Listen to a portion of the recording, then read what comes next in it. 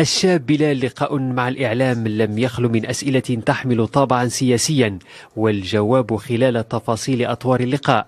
الجزائريون يحملون في قلوبهم حبا كبيرا للمغرب.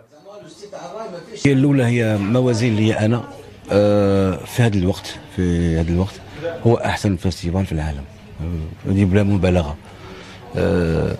شغادي نقول لك أنا أون توكا من يحيطوا لي موازين العام ننساه، وهذه ماشي زعما بلا مبالغة، العام والله ننساه.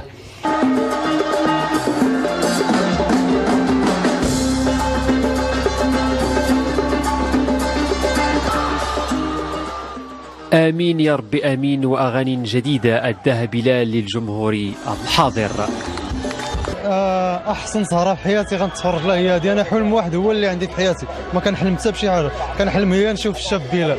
انا بعدا خاصه من معجبين ديال مهرجان الموازين، كل سنه كيكون عندي الحضور هنايا لانني كيعجبني مهرجان الموازين بزاف لانه منفتح على الثقافات ديال العالم كلهم. الشاب بلال فنان راقي وانا كنحترمه بزاف وكنعزو بزاف لانه كيغني مواضيع اجتماعيه. جيت من مدينه جراده، جيت بالضبط المهرجان الموازين حتى كما وعدونا كاين بلال.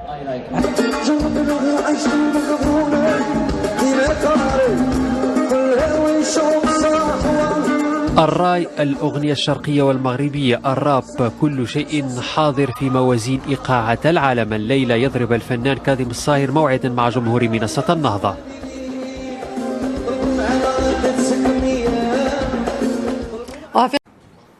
الشاب بلال لقاء مع الإعلام لم يخل من أسئلة تحمل طابعا سياسيا، والجواب خلال تفاصيل أطوار اللقاء.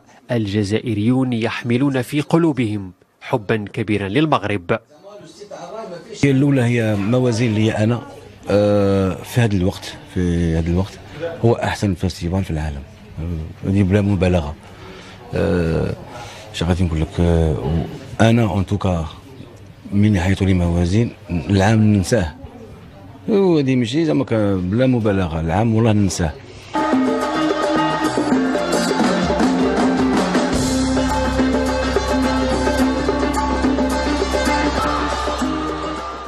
آمين يا رب آمين. وأغاني جديدة أداها بلال للجمهور الحاضر. احسن سهره في حياتي غنتفرج لها هي هذه. انا حلم واحد هو اللي عندي في حياتي، ما كنحلم حتى بشي حاجه، كنحلم هي نشوف الشاب بلال.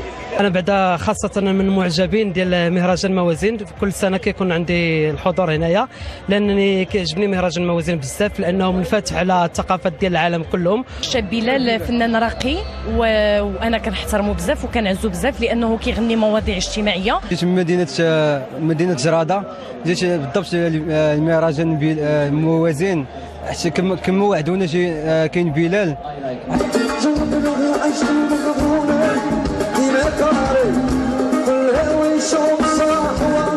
الراي، الأغنية الشرقية والمغربية، الراب، كل شيء حاضر في موازين إيقاعة العالم. الليلة يضرب الفنان كاظم الصاهر موعدا مع جمهور منصة النهضة.